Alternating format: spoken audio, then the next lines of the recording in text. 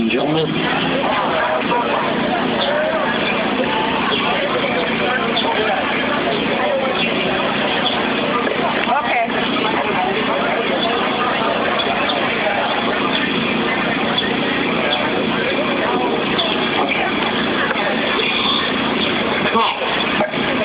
YouTubers. My name is Jacqueline Sarah Homan, and I'm the author of 4 books, and I'm a freelance writer, and I'm an embedded journalist. And I'm, bringing to you a live update on the war on women. Anybody who doesn't really believe that there has been a war declared on women in this country, either their male privilege has insulated them from the consequences that women, specifically poor women, across all racial lines, have been suffering, or they're in la-la land denial. Person has been here since you Last year, April 25th, 2011, Republican Alan West made the following statement before the group, the conservative women's group, Women Impacting Nation meeting. And Mr. West said, "We need you to come in and lock shield and strengthen up the men who are going to fight for you. To let these other women know on the other side, these Planned Parenthood women, the Code Pink women, and all these women that have been neutering American men and bringing us to the point of this incredible weakness, to let them know that we are not going to have our men become subservient." Apparently it's okay for women to be treated like abusable doormats, and we're supposed to take that. And he says, that's what we need you to do, because if you don't, the debt will continue to grow, and the deficits will continue to grow. So, ladies, did you hear that the deficits wrapped up by over a decade-long worth of perpetual workers and the leaves benefiting primarily defense contractors like Raytheon, Halliburton, Lockheed Martin, Blackwater, Etsy, that have driven up the deficit by getting blank checks cut to them for these wars. Those were women? Eric Prince is a woman? Who'd have thought? I wonder if his wife knows.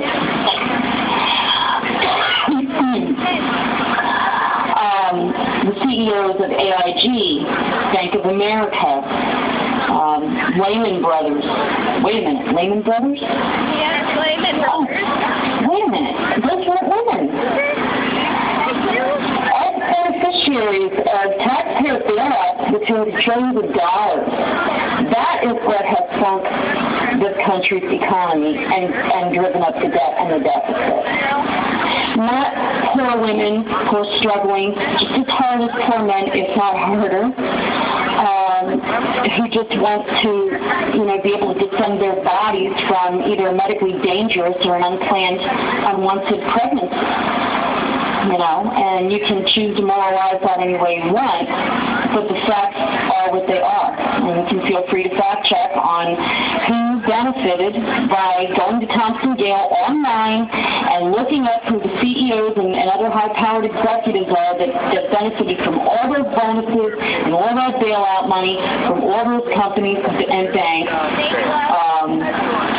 that took away from you. Okay, not the poor single mom getting food stamps, not the poor single woman with no children who's long-term unemployed, who just wants, who needs to have her birth control pills through Planned Parenthood or her IUD replaced or what have you. We're not the ones who caused your problems. Your problems were caused by a predatory, economic, cannibalist bunch of psychopaths who subverted the law to suit their own agenda. Now, for those of you who really believe that the war on women is really a war for being born and a war for life, you're wrong. because criminalizing abortion and birth control has not saved one baby, but it's killed a lot of women and fetuses. All you have to do is look at the Philippines and at most Latin American countries where, and Central American countries where abortion is illegal, even to save the life, of the mother. It's, left a lot of dead women and dead fetuses and a lot of broken survivors that were left behind to pick up the pieces. It's not going to make your life better, okay, by hurting women. And for anybody who says that these conscience clause laws and these fetal personhood laws that were inspired by the U.S. Conference of Catholic bishops and the Southern Baptists and the Mormons, who all follow the same tune as the same directives, set forth by the Vatican governing, medical treatment of pregnant women in hospitals. Let me tell you, these directives have resulted in the torture, the medical torture, and preventable deaths of women. Because what these directives call for is to avoid any kind of medical treatment that would be considered an abortifacient. That means women with ectopic pregnancies, the fallopian tube is going to burst. The embryo is not going to make it anyway. The best treatment for them would be a drug that is prohibited under the directive. So what happens when a woman with no other place to go for health care has an ectopic pregnancy, presents at a Catholic hospital?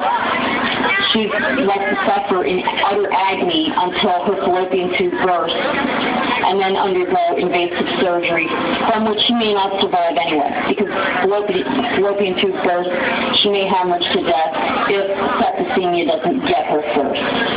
And other cases for medical abortion for saving the life of the mother or preserving her health include in utero fetal death, which, if the fetus doesn't expel, causes the internal tissues to necrotize.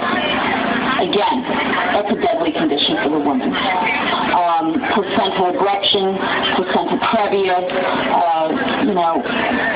pulmonary hypertension. These are just some of the many situations where, pregnancy really does endanger a woman's health and life. And women have been killed through this. Angela Carter died because of fetal personhood laws that elevated the rights of the fetus over her human right to life. A woman who presented at St. Joseph's Hospital in Phoenix, Arizona in December of 2010 with pulmonary hypertension, the doctor agreed that, she had nearly a 100% chance of dying if her 11-week-old fetus was not aborted because she had pulmonary hypertension fatally pregnant. And that pregnancy is often the trigger of that disorder. Sister Margaret McBride on the Medical Ethics Board at that hospital authorized the life-saving abortion and was excommunicated by Bishop Thomas Olmsted. And in addition to that, fired from her job for saving this woman's life. This woman who had 4 other children. You might be an who have been orphaned. I'm not even informed. There are many other cases where women, have been reported in the IBIS study that was recently released, where doctors reported from hospitals across the country that because of the directive, they literally could not give the patient the best medical option. And instead, women were forced to suffer in agony for hours until their fallopian tubes burst from ectopic pregnancy. Of course. Because the drug to treat it, they weren't allowed to administer that if they wanted their job at the hospital. That is. So, I'm going to tell you, medical community people out there, doctors, nurses, forensics, sexual assault examiners, what have you. You're a big fan. If you say that you're being forced to go along with these types of laws, including the medical rape laws of mandatory ultrasound, which are not about saving lives, it's really about slut-shaming women for having sex, but not the men who have sex with them, mind you. If you really feel that you have no choice, I'm going to tell you you're wrong. Thank you, ma'am. And you're not being apolitical. The most dangerous side of the road to drive on is down the middle. And you do have a choice. And if you go along with this heinous agenda that's being presented by congressmen who are sociopathic, misogynistic, and quite frankly, not fit to be in public office. If you're going to go along with these agendas that are directed by misogynistic death cults, like the Catholic Church, sorry, but tell it like it is, if you decide to go along with that program because you're just obeying orders or doing your job, you know better than Joseph Mengele. My grandmother fled at the close of her death by night and fog to get away from monsters like that, and she came here. And at age 45, I had her granddaughter. And downright disgusting that anybody in the medical community would put their narcissistic ideology in these culture wars ahead of the well-being of their patients. If you do not want to do your job, if you don't want to prescribe birth control, if you don't want to perform an abortion because it conflicts with your moral beliefs, then please, get the heck out of the medical profession. We don't need you. Just like the medical profession didn't need Joseph Mengele or Dr. Herbert Oberhauser, who justified their heinous practices in the name of ethics and morality. It is never ethical to deprive a sentient human being of the most fundamental of human rights, which is their right to bodily autonomy. We fought a war over tyrannical, fascist despots in Central Europe over this. In the name of freedom. In the name of humanity. And if you think that women are just going to take this on the chin and not fight back with every fiber of our soul and every fiber of our being, every essence of who we are, even if you think we're not human, even if you think we're just farm animals and reproductive livestock, you got nothing coming. And if you think that this is a win-win, it's not. Because the very next group of people that these same ideologues will be coming after they've come after us, they will be coming directly after you. But don't take my word for it. Don't let pesky things like facts get in the way. Ciao.